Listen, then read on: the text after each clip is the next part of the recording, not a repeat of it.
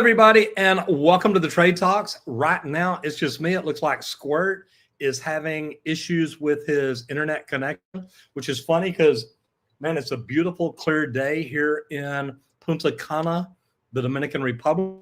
We are going live on TikTok, Instagram, and our YouTube channel. We're also on Facebook and LinkedIn. So if y'all got questions, what I want to tell y'all to do is jump over onto YouTube because I cannot see the questions on Instagram and TikTok. Facebook, Instagram, stuff like that. Or Facebook and LinkedIn, I can normally see those. But we're going live here every day. And what we're doing, we're talking about the trades. We're talking about all the trades.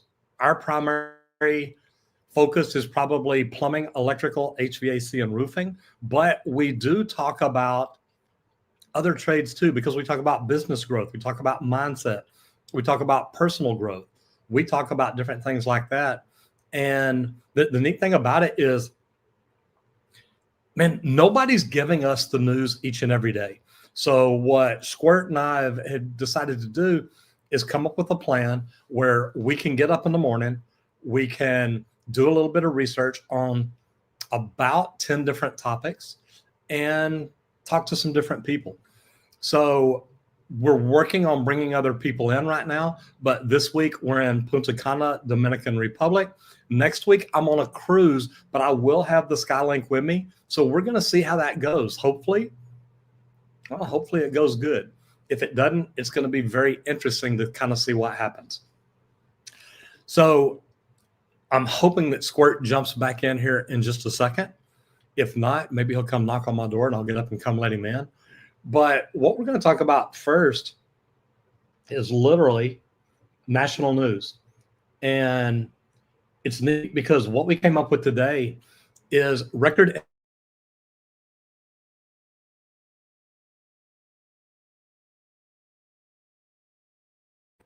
Oh, and I was going to say, I may lose my service too.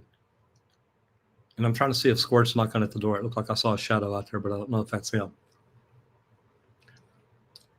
Let me see real quick,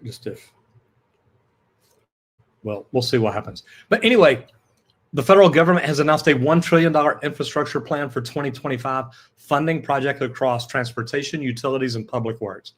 Now, guys, this affects trade people. And looking at there is bridge and highway repairs in states like Pennsylvania, Texas, and Florida.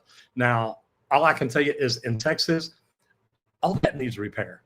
And I've been up to New York. I've talked to people up there that say the supply in New York, they know it's leaking, but they have no way to shut it down because the island is brought in by this water. Now imagine you've got about 5 to 8 million people out there every day. And imagine that they can't get water.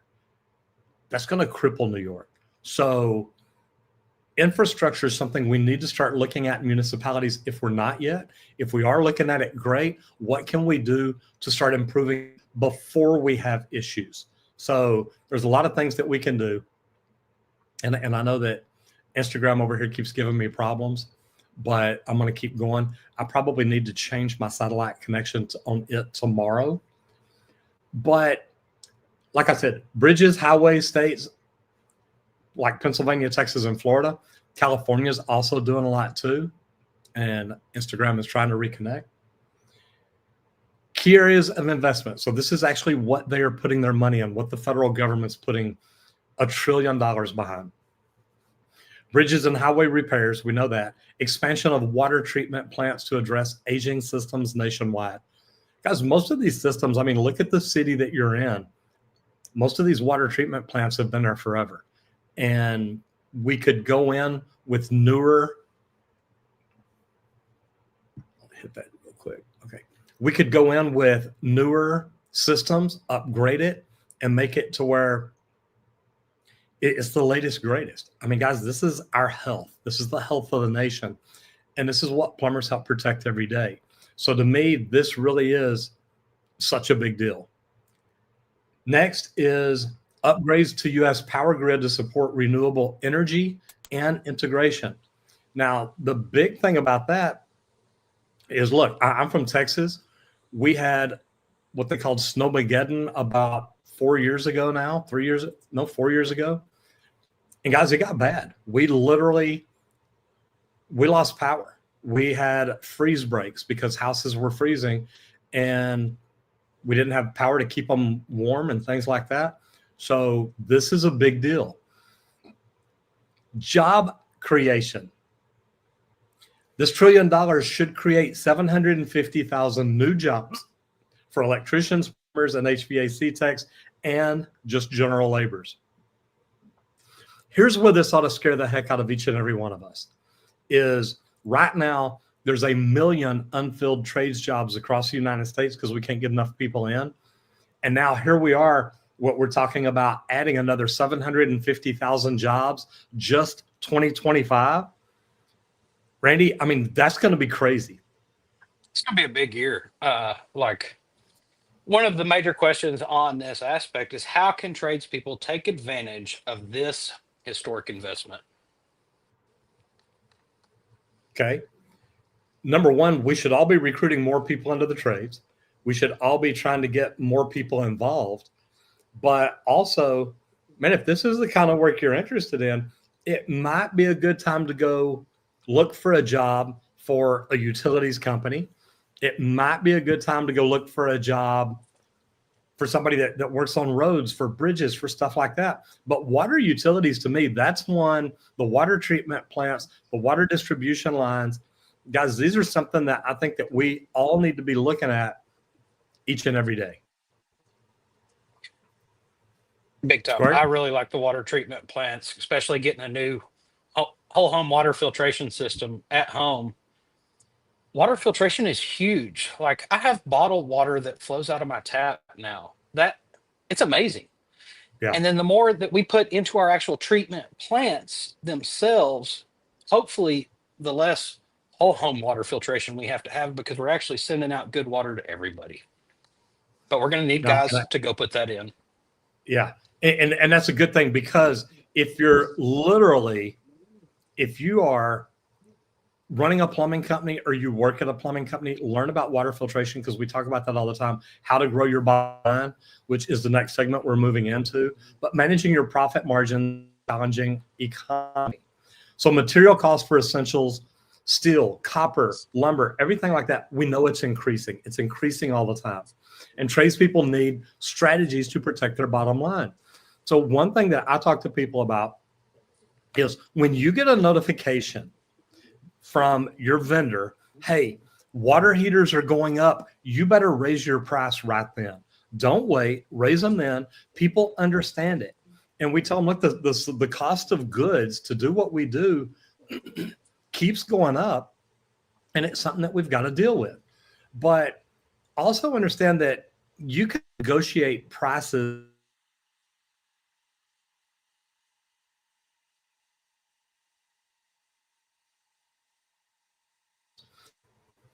Just checking the Skylink. Okay. Whenever you can lock in those bulk purchase agreements, it's huge. Try to do that anytime you can. And we talked about this yesterday, but Modular Solutions offering clients prefabricated construction options to reduce waste and lower the cost.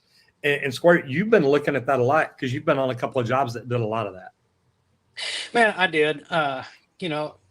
We've talked about it before, and I love to keep talking about it. Like, to be able to be in a set environment every day, that doesn't change based on the weather, guys. And you're going to build just as much as you did the day before. You're going to accomplish the same amount.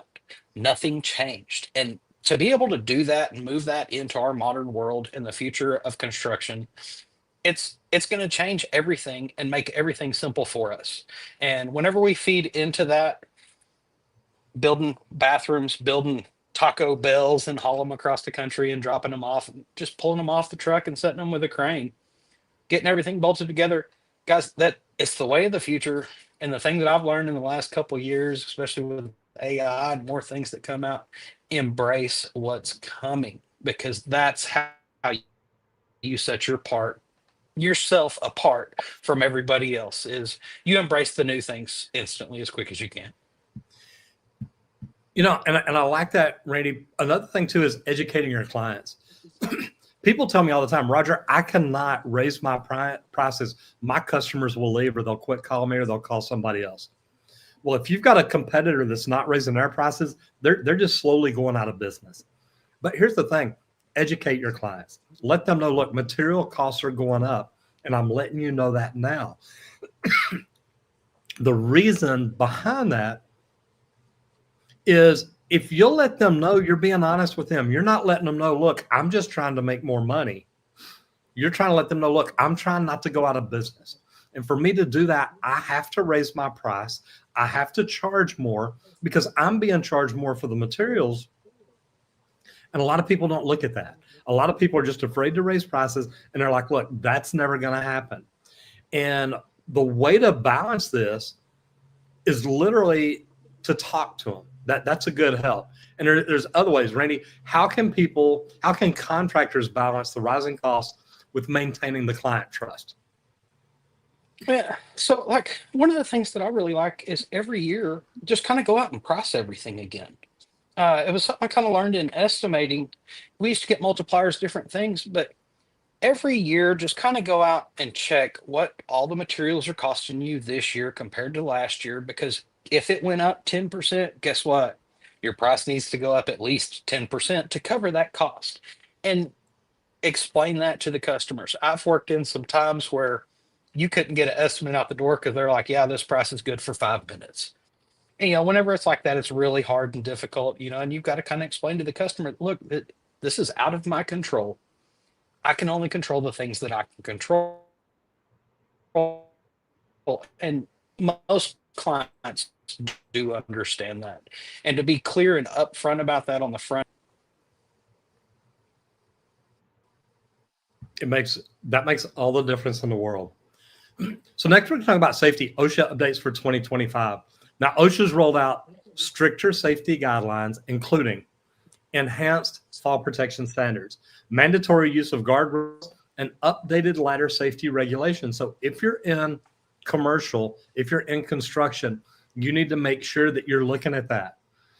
Heat illnesses prevention, requirements for water, shade, and scheduled breaks for workers. And guys, the scheduled breaks we had them in the union, but it probably wasn't enough on days that it got as hot as it did. And I'd always tell people, look, make sure that, and we always made sure we had shade areas or tents, but make sure you drink plenty of water. That is one of the biggest things. Encourages the use of devices like smart helmets and monitor worker health in real time. And Squirt, you were talking about that yesterday. What all have you seen that they're coming up with that is literally making a difference in safety like that? Because I think this stuff is really neat. Yeah, so like helmets, like hard hats. There's this new style. It's way different than what any tradespeople have ever seen before. But our old hard hats, guys, it only protected from something falling above you and hitting you on top of your head. Like whenever I first saw the new hard hats, I'm like, man, where'd the brims go that protect your nose from getting chopped off from a falling object, things like that. But then the more I read on the recent releases, it's like, no, now the new hard hats protect from side impacts, things like that. Like I can remember a couple of my incidents actually in the field were contusions to the side of your face or something, not anything from above. So they're coming up with new things that way. Smart helmets, smart vest, like we have Apple watches and rings and different things that can monitor our health, our heart rates, things like that. They're coming up with safety vests that do the same thing nowadays. And to start embracing those new things, it's better for all of us. Like I used to not track my health very much, and I've started to wear the ring more, do things to actually keep up with where I'm at. And the neat thing about it is, and we both do it, we've both got a smart ring that helps us. It looks at our oxygen. It helps us look at our sleep. How much sleep are we getting? Are we getting enough sleep? What's our energy like?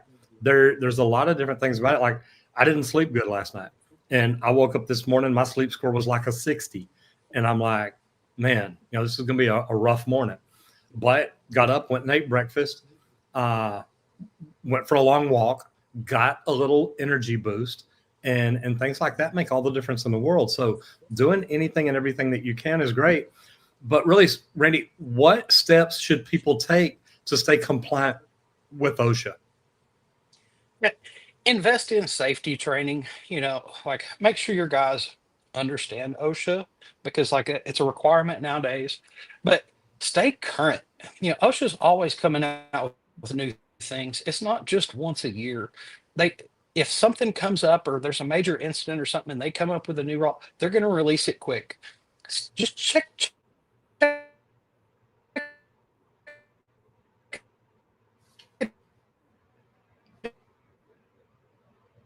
every once to kind of check what the and then like I said, just regular reviews of what the OSHA guidelines are for whatever your trade is in your area. And things like this are so important because, and look, we talked about this, I think it was last week. I used to work for a company that the service department, they felt like, look, safety doesn't really pertain to us. They don't give us everything we need. They don't help us out. And me, I think that's sad because whether you're one man on a job or you're one man on 100-person job, if you're the one that gets hurt bad enough, it affects the entire company. So you want to make sure that you as employees understand what's going on, what's required, what new things are out there that we can possibly look at and say, look, what's going to help me work safer? What's going to help me do things right? And then talk to them at your plumbing supply house and say, hey, do y'all have any of the new safety equipment that's coming out? The vests, the hard hats, things like that. Talk to them, see what they've got. And is there anything there that maybe you don't even know about yet? But a lot of times just going to the supply house, you can ask people, hey, what's happening here? And it's where you did some research too on smart neighborhoods. New construction is changing and the smart neighborhoods are becoming popular. And this is great because I started talking about this probably about 2 years ago, whenever they started having water heaters, air conditioners, and stuff like that that'll actually connect to your cell phone. Talk about that a little bit, will you, about smart neighborhoods and why it's important and really what the benefits are of a lot of these local companies getting good at it, because that's going to help their bottom line grow. Yeah, so kind of like yesterday, I brought up the Jetsons. We're headed into a new future. And in this new future, we're going to be able to communicate with your home when you're out and away. If you have a water leak that shows up, you could have a valve on your house that's maintaining that because you've got a smart home, you built a smart neighborhood, and you can click on your phone and shut your valve off and go, oh, okay, I'm out of town. Let me close that and get a plumber to come over, or I'll deal with it whenever I get back, whatever that type of case is. But then, you've got like your smart controls, HVAC systems, things like that. You can monitor, control all that. Some of the pumps, water heaters, things like that. They learn your habits, okay? And your home's going to learn you. It's going to learn when you come home, different things. And with everything becoming that, somebody's always watching your home and keeping an eye on it, maintaining things. And you should be able to check all that through different apps. And it's adding to every trade too. They're trying to make smarter devices for all across the board. And like we talked about, the good thing about learning about it, if you can be the guy that starts marketing that you're selling smart HVAC systems, smart water heaters, whole house energy monitoring, where you're monitoring how much electricity you're using, things like that, guys, you're going to put yourself in a position that other people aren't going to be able to catch up to you. Look at us whenever we started Texas Green Plumbing. We wanted to specialize in slab leaks and leak detection. And that has just grown. I mean, number one, it grew for us. Or when we sold the company was worth more money. But the cool thing about it is literally we went on and expanded it. We ended up acquiring a product manufacturer, and then we built a training center. So we've done a lot of things along the way, but electricians and HVAC techs, they should specialize in installing and maintaining. And what is it, Squirt? It's a IoT system. Yeah, I believe so. Something I'm in trying to remember technology. what it stands for. Yeah, I don't remember.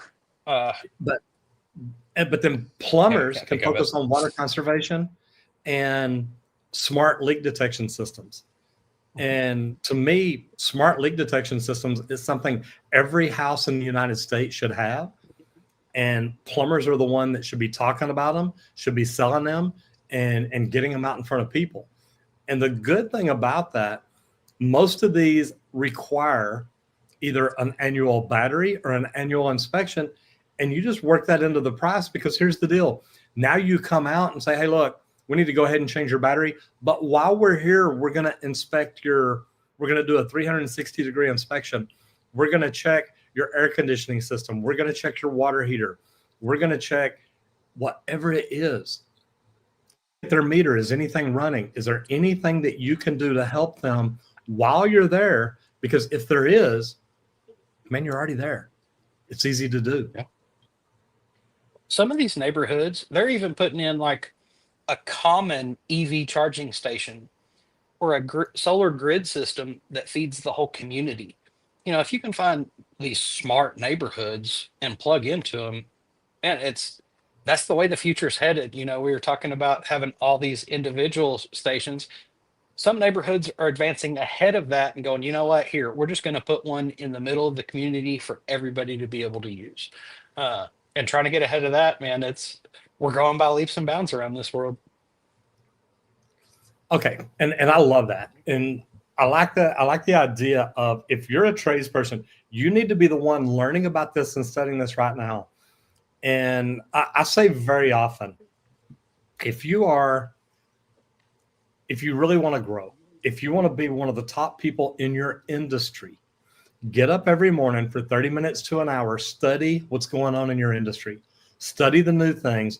There's new tools, materials, equipment, and technology every single day. Study it, learn it, know what's going on, learn more about it than anybody else. And then you can be the guy that knows about it in your neighborhood, which that goes to our next topic, which is mindset growth. And a lot of people in the trades, they want to become a business owner. They want to become an entrepreneur, but they don't know how. And we've created courses for that. I mean, you can go to rogerwakefield.com and see some of the stuff that we do over there. But many tradespeople dream of running their own business, but they face challenges in making the leap. They're either afraid to, they think they don't have enough money to, they think they're not smart enough to. One of my first coaches was Michael Gerber. So I believe in getting coaches.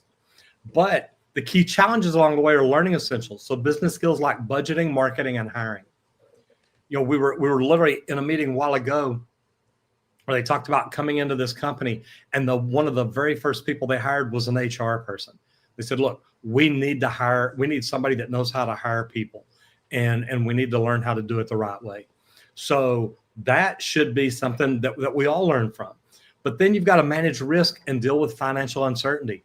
Guys, that is one of the biggest fears about starting your own business. You literally, when you walk away from the job with that guaranteed paycheck, that guaranteed insurance, the vacation, the holidays, and all that, you don't have any of that anymore. But to be honest, you should be able to make 2 or 3 times the amount of money you're making in the field just working for yourself if you set things up and do right.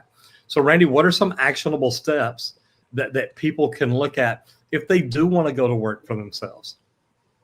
Yeah, well, I've got a buddy that's actually kind of doing this right now. And it's, we talked about these tips the other day. And, first thing I told him, I said, start with a small project. While you're still doing your full-time job and all this stuff, pick up some little projects that you can do in the evening, on the weekend, or something like that. So he's going to go chase a few projects that are like that he but I mean, that's super important. Take courses in business management. Guys, I came up Huge. in the trade. One of the first things that I had to learn is, how do you run a business? Like, I knew how to run a crew, sure. And that's great. This is the job. Here's what we're doing. Okay, I need you here. Let's do this. But a business, it's a lot more moving parts. So it's great to go take a course, learn what you can, or even pick up some things off of YouTube and things. There's a lot out there. modern age is getting great on knowledge and it being out there for everybody. Get out there and find it, guys. I used to not spend a lot of time studying more and more all the time. Now I do it on a daily basis because, guys, the knowledge is flowing so fast now that you've got to stay on top of trying to catch it. Uh, One of the best things, build a network of mentors and peers for guidance. Like I told my buddy, that's why he's talking to me all the time. He's like, man, you've got some great insights. And we have those conversations together, and I feed off of him just as much as he feeds off of me. But having those Now, groups of people that are on the same track is amazing because you can learn from each other's mistakes or successes. that was such a big deal to me, Randy, because I mean, when I started, I knew nothing about running a business. I knew nothing about marketing. So what I did is I literally went out to real estate agents and walked in and said, look, I would love to come in and teach your real estate agents about plumbing. I'd love to teach them about a sewer water test. I would Yeah. love to come in and teach your real estate agents what they should be talking to buyers about every single time they buy a house. But then building those relationships, those networks, I'd also go to other companies and just say, hey, look, just want to let y'all know that if y'all ever get so busy you're turning down work, I'm young, or not really young, but I'm a new company. I'm just getting started, and I really do good work. And I would love to, just let you know that if you ever have to turn work away, if you'll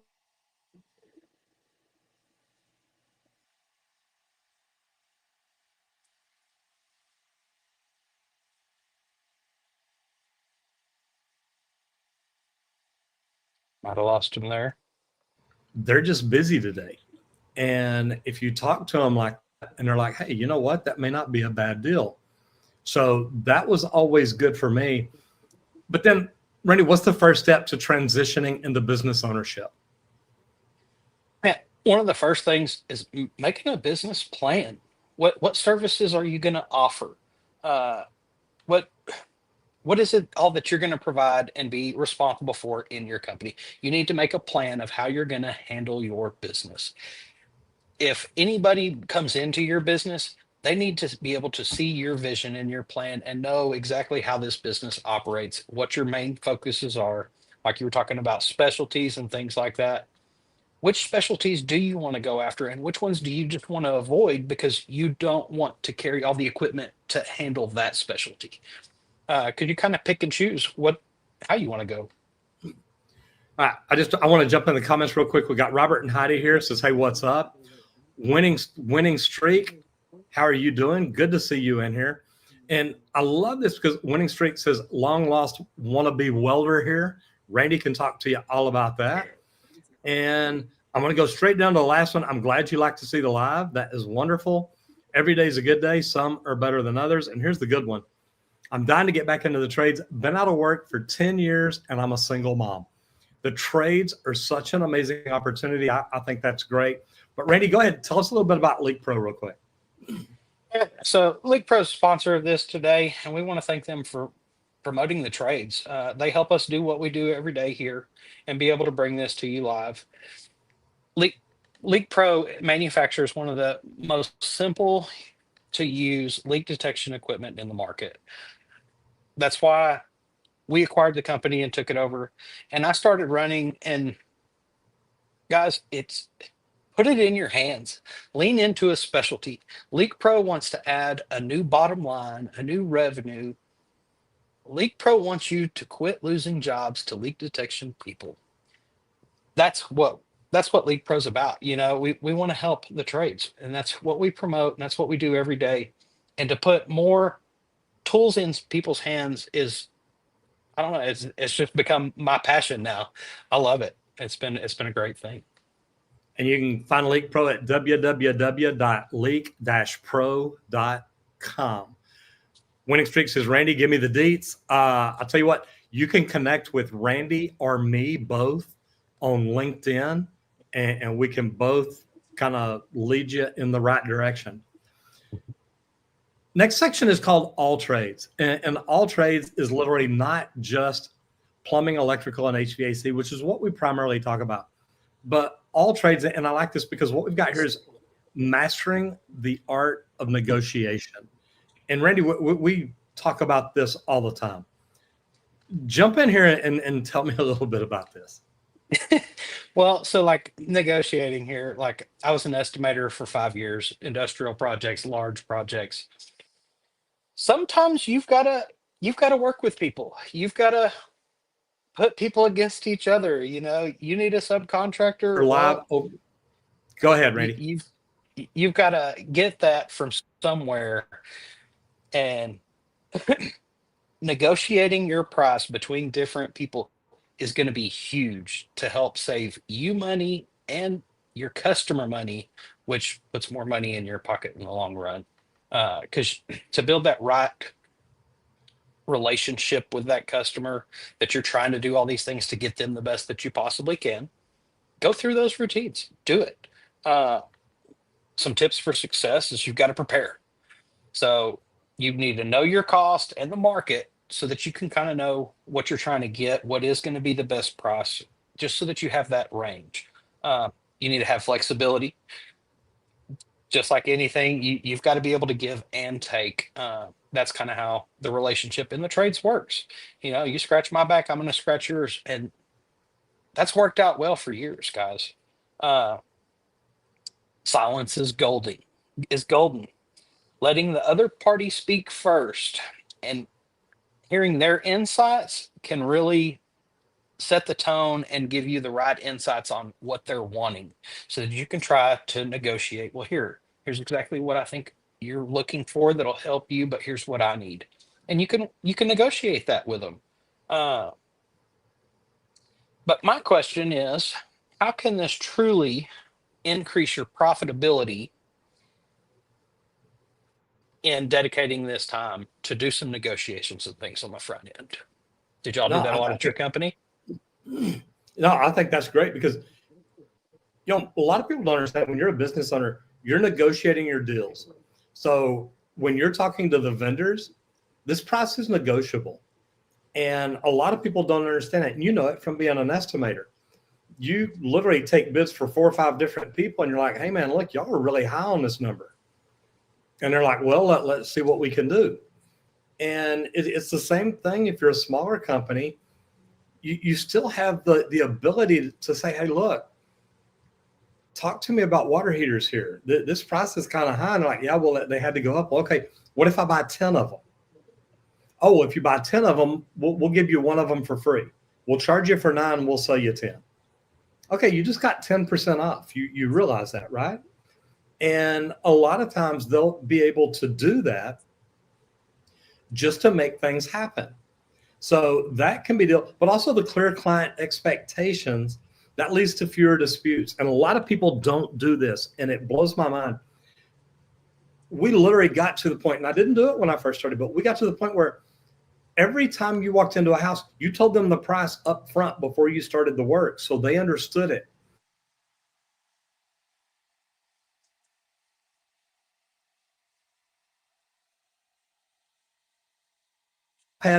To say, hey, look, I'm not going to pay that. I've literally gone in, started banging things around in the garage again. They're like, well, what are you doing? I said, well, I'm taking the water heater back out. And they said, well, you can't do that. I said, you ain't paid for it yet. It's still mine. But once we started negotiating up front, we did not have to do that. It became completely different. And guys, remember, this is the Trade Talks Live. We do this every day at lunchtime. We go live at 10 o'clock Central Standard Time. So if you haven't done it, hit the thumbs up, give us a like. And if you haven't subscribed or ring the bell, do that. That way you get notified every day when we're going live. And like I said, if you want to connect with Randy or me, either one, we're both on LinkedIn. Go over, follow us, connect with us, send us a friend request, connection, whatever LinkedIn calls it. And we'd love to connect with you. And Randy, next is laws and licenses. And there's a lot of laws changing in 25. Man, there is. There It's laws that are changing throughout the country, throughout each state, different things. And you're going to have to check, like every trade's got different laws, different licenses. So you need to check with your local jurisdictions, municipalities, things like that to see what's changed in your state. Some states, like you said, we don't even have plumbing license in some states. So that's going to be a little different. But even in those states, they should try to do the best thing possible. Try to learn what you can, learn what's right, what's wrong, do the right things. Um, but Well, one of the so, big ones. One of so the big like, ones that you sent me is man, the change what in California, and talk about I that was going to because say, yeah, California and Texas talk about water conservation all the time, and it blows my mind that California and Texas don't already have this as part of their plumbing. But what's part of the licensing now? so California's C36 plumbing license is now going to require a water conservation training. If you don't have proof of it, you're not going to be able to take that test. You have to have this because water conservation is so important. Um, And I love that because there's a lot of, I'm going to call them rat type plumber companies out in California that make videos showing people how to pull the flow restrictors out of shower heads, how to do things like that. And I'm like, you know what? You live in one of the worst states there is about water, and you're teaching people how to get rid of the water conserving products that they're selling and rig it to where it'll free flow water. And to me, I think that's just crazy. But what is your advice for tradespeople? and check for updates in your state. Get online, see if you can find any online courses or workshops that fit within your state's jurisdiction so that you're learning the right things for your state. That's super important. And you need to put somebody responsible to keep checking on those things on a routine basis. Just like we were talking earlier with the OSHA, check that every month or something like that, or week. It's up to you. But these are just a few things that you need to check on a consistent basis to see what's been updated. Has there been anything changing, anything along these On lines? YouTube, love to hear Um, from you. so I've got a question for you. Okay. What are some of the best benefits of staying ahead of these changes? Like if I hop on and I know I've got to have water conservation for C36 plumbing test in California, Mhm. what's what are the benefits of staying ahead of all these things? And I'm Well, sure a lot of it's not losing your license. I mean, that's huge. and Randy, a lot of it is you get good at it, you get familiar at it. You jump in early. It's like I talk about all the time. Get up every morning and study your trade. There's new tools, materials, equipment, technology every day. If you're the early adopter, you know what? You're going to get good at it. You're going to make a lot more money at it because you're going to become the authority on that topic. In the Dallas area, in the United States, people reach out to me all the time about slab leaks and leak detection. How do we do this? What equipment do you recommend? Where do I start? So we talk about things like that all the time. And why do we do it? Because that's what we decided to specialize in about 7, 8 years ago, or got even longer than that now. I mean, I went to my first leak detection training in either 2015 or 2016.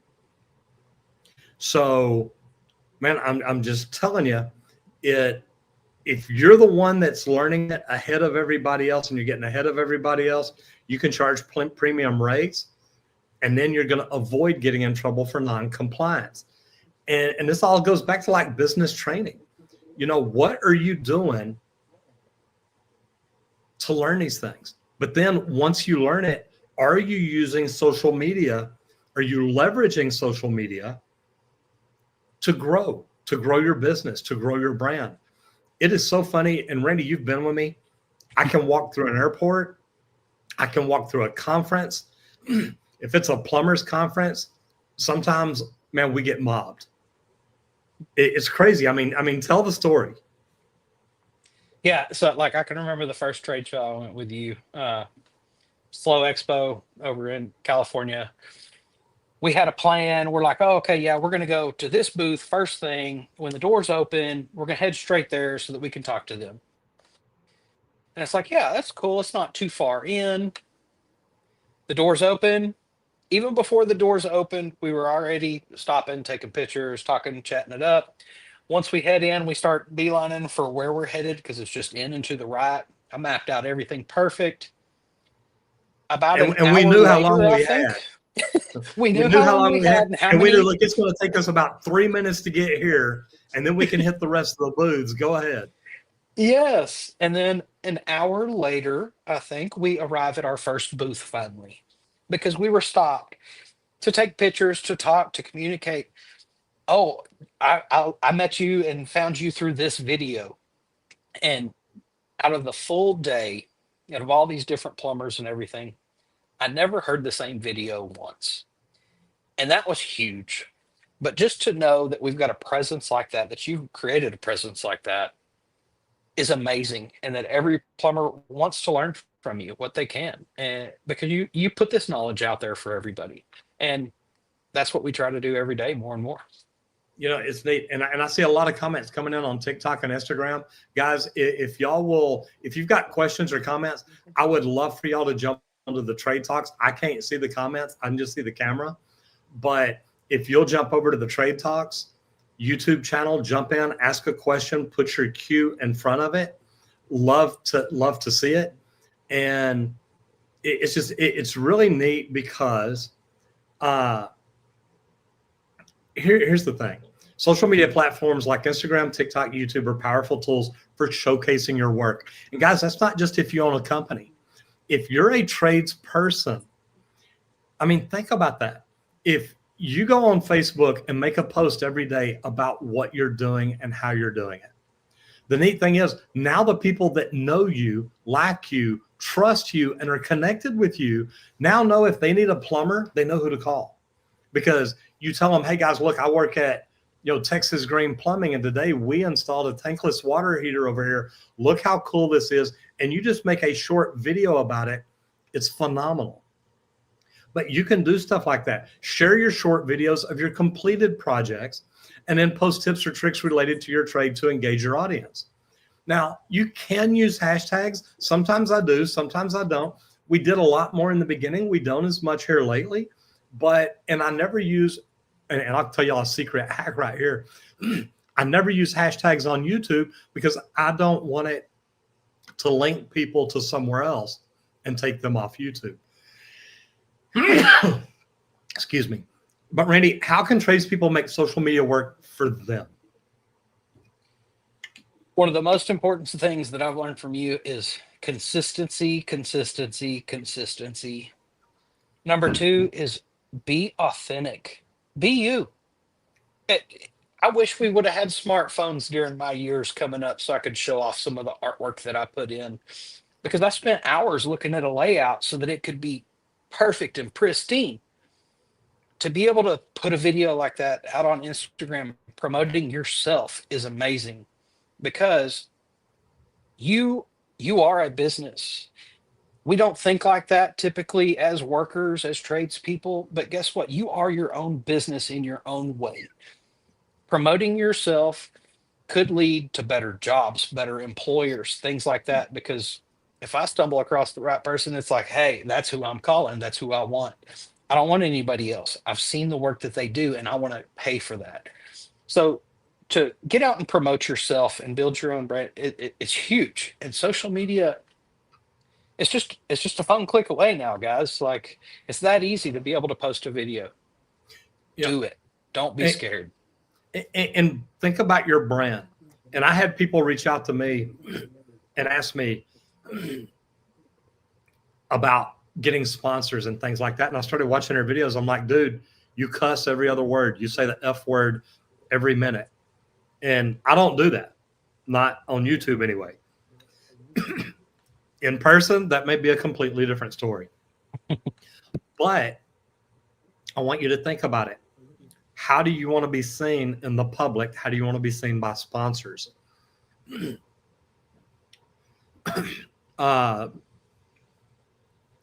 I want to jump in here and answer some questions. I'll tell you what, I'll try to come back to the questions here in a little bit. 1044, vehicle evaluating the benefits of tool trailers. Now, I've never had a tool trailer. I've either had a truck or a van, and in the truck, I probably had a 5-gallon bucket. So, Randy, talk to me about tool trailers. So like tool trailer, it's kind of like a van, but you're not in the trailer every day. So it can be maintained a little better. It's not one that you're digging in all the time. And it'll reduce wear and tear on the work vehicles. Because like I was saying, you're not just in and out of it every day like a normal van. Uh, Ample and secure storage for tools and equipment. You can build that trailer exactly how you want it. It only gets pulled when it's needed. Uh, you don't have to have all those specialty tools for every job. So guess what? You don't always need that trailer for these different jobs. Or you could build out different trailers for different job types, which works out really good. And that's what makes it easy switching between work trucks. But then also one of the best things of the trailers, could you actually back your one of our first plumbing vans together? Could you actually walk through the back of it? Probably not on a normal Probably day. not. This will actually free up some of that space because your specialty tools are somewhere else. Sewer cameras, we had cameras, thread machines, like we had every tool that you could possibly need. But guess what? You only needed that on 2% of the jobs, 5% of the jobs. You're going to save fuel by not hauling all that extra weight around and picking the right trailers for the different task. And it's easy to switch between. I like that. And some best practices there. Anti-theft locks are huge. We had those on the van when we did have it. Good thing is when they broke in, we didn't have a lot of stuff in it or in the trailer. We had them on our vans. You've got to protect everything you can. And then you want to have GPS trackers in case your van or trailer or anything is stolen. And then customize your storage compartments for easy access. Then you know where everything is. It gets specific and tight and things like that. Now, I want to jump in here. Are there any plumbing shows on the East Coast? Sometimes there's some out in Orlando, and I love going to those. I go up to Milwaukee. I go to Indianapolis. I go to Vegas. I go to Orlando. So I go to a bunch of different shows, and I love it. I've been to Birmingham. I go all over the country. But, guys, it's worth going to, even if you have to get outside of your area.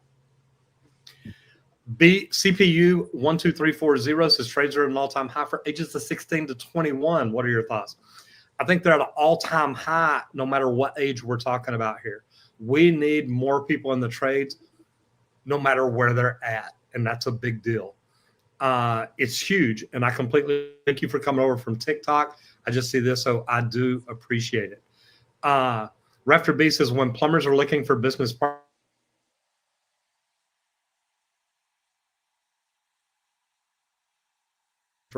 I try not to get. I want you to know that. I don't know why it didn't do that. Yeah, you're kind of cutting in and out just a little. I'm gonna make that one go away. Can you hear me? You there? Yes, I can now. I've lost my screen, so go ahead and let you figure it out. There we go. Sorry about When that. plumbers are looking for business partnership, what are the key things to produce for a plumber? You know, when they're looking for partnerships, number one, don't get a partner unless you have to. And I hate to say that, but just really don't. If you can do it on your own, you're not going to have to argue with somebody, fight with somebody, disagree with somebody, anything at all like that. So just, do what you got to do. Theft is something we deal with every day. Yes, Milwaukee. I love going up to Milwaukee. So if I'm ever up there, reach out, come by and say hello. Victor says, Happy New Year. And Happy 5x5, New Year. awesome job. Sound is good. Great. So I'm still there. So this takes us into social media slot. And today we're focusing on welders. Randy, who do you know any TIG welders? I do. There's a channel on YouTube, Welding Tips and Tricks. They've done a recent video that we're kind of spotlighting today on TIG welding techniques for beginners. I can remember whenever I first learned TIG, and man, what that was wild. But once you start getting that movement down and rolling that cup across the table and then moving it to actual throwing a weld down to see that first bead is amazing. But TIG welding is increasingly in demand for high precision projects in automotive and aerospace industries. Guys, automotive and aerospace is our future. That's where everything's going. We're trying to get to Mars, right? I mean, come on. So many opportunities out there. Do you have a question? We've been trying to get to Mars for a while. just so you know, that's not For just your sure. generation. That's it. No, I'm sure. I'm sure. And then let's see a comment down there. I want to learn some TIG. One of the first things that you can do, oh, that's too far. Get you a glass cup and start to learn how to roll that thing and walk it across the table. Just that small thing will teach your hand movement, the movement that you actually need to do TIG welding. And just small tricks like that. I'm not sure what they show there. That was one of my favorites, though. Like they call it walking the cup, and it's like, no, really, you take a cup and walk it across the table, and it's like, wait, what? And then they're like, yeah, you'll understand later, because then when you put that cup against that pipe, and it's like, oh, I'm walking a cup, okay. And so y'all know, when he talks about that, it's literally doing it this way, right? Let me grab a cup. Go ahead and grab it, because he's not just talking about laying it down and just rolling it off the side of the table or anything like that. All right, guys. So you can take this sideways. Here, there we go. And you're going to roll it. But as you're rolling back and forth, you're consistently moving forward. And when you're doing that and you're following this line on this table, that is the same movement that you do holding a TIG rig. So that's what I mean by walking a cup across the table. And that's really such a big deal, because that's more of an advanced form of welding. You know, start out with stick, learn how to do it, and then move up. But there's cool stuff. I mean, there's so much cool stuff going on. And what skills or certifications should welders pursue to access specialized opportunities? Because when we were at Texas Instruments, people had to have specialty stuff, not just a stick welding cert. What kind of things should they pursue for stuff like this, Randy? It's like I came up weld-wise around in the union, and there were so many different UA certifications and stuff, but you can go out and get an AWS certification. There's so many certifications across our country that you can go out. There's some different welding schools and things that you can go to. But pick the weld that you like. One of the different, like we're talking stick and TIG here. Stick rod welding throws a lot of fire on you. TIG welding does not. It's a nice, clean welding procedure. So a lot of guys like to do it. It's mainly for stainless. You can use it for regular steel and things like that too, though. But just learning how to weld, pick the one that you want, start with it, and then add on more as you want.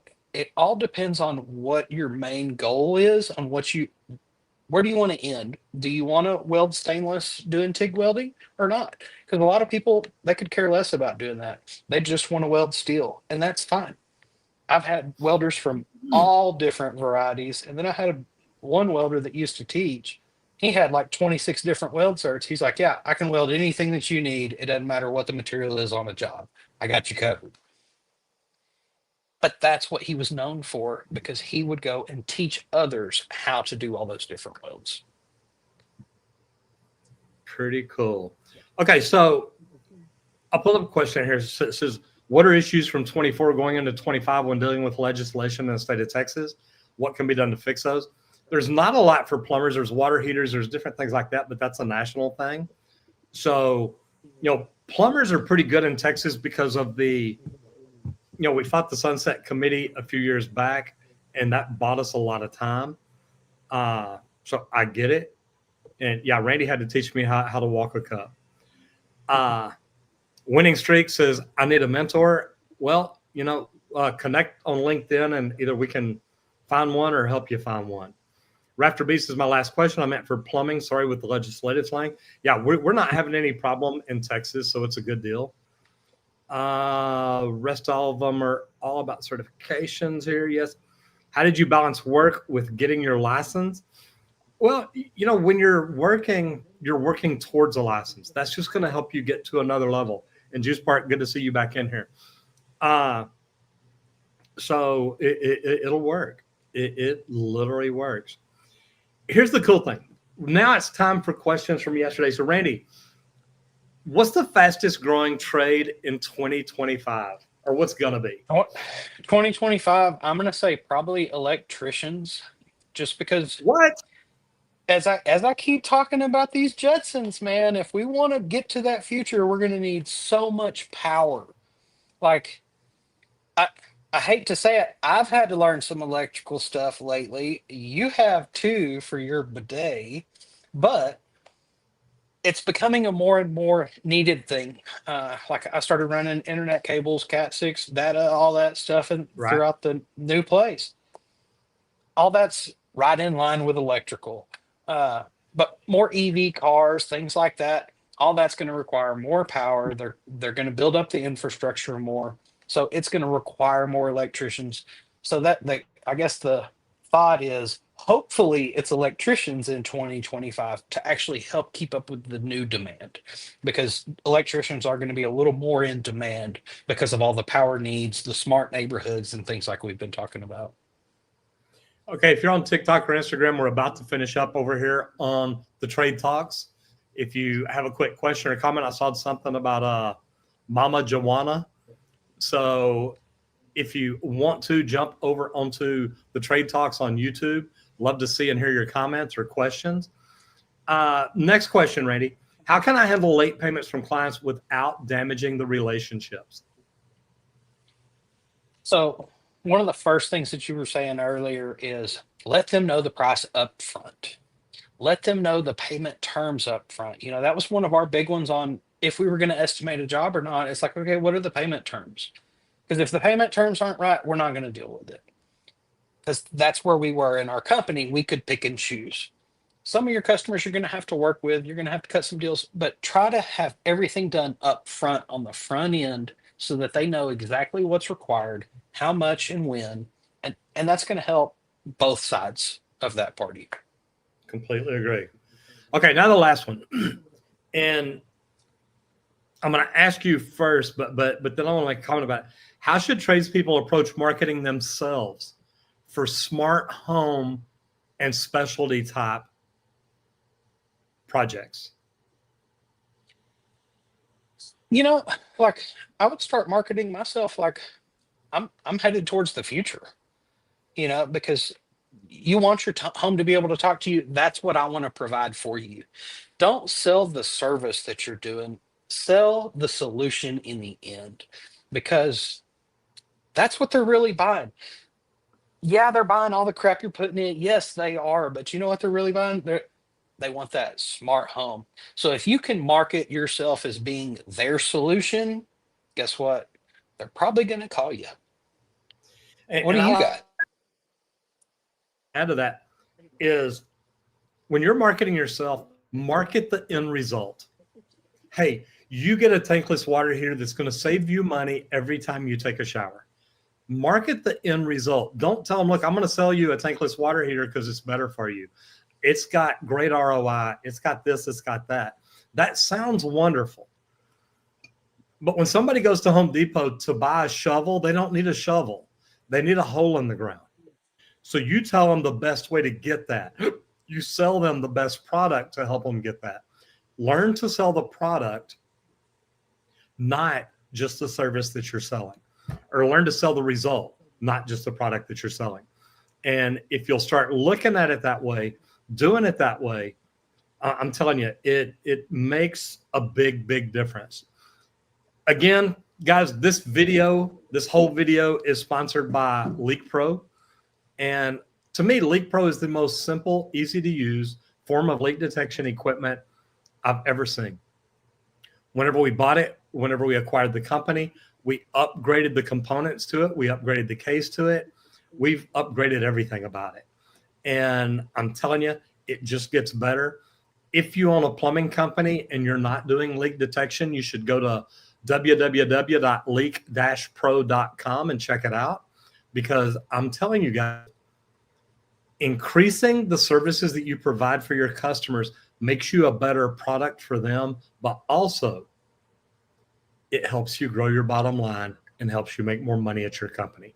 So Squirt, thank you today. Welcome to beautiful Punta Cana, Dominican Republic. It's great. Love it here. And it's been fun. Yesterday was cloudy. Today, literally, I will be out by the pool in about 5 minutes, y'all. Squirt, thank you so much. Matt, thank you. Glad to be here as usual. Thanks everybody for joining us today. I appreciate you showing up, and thanks for the good questions. Happy Tuesday. All right. Colton, get us out of here. Thank you so much. Thanks everybody. Y'all have a good one.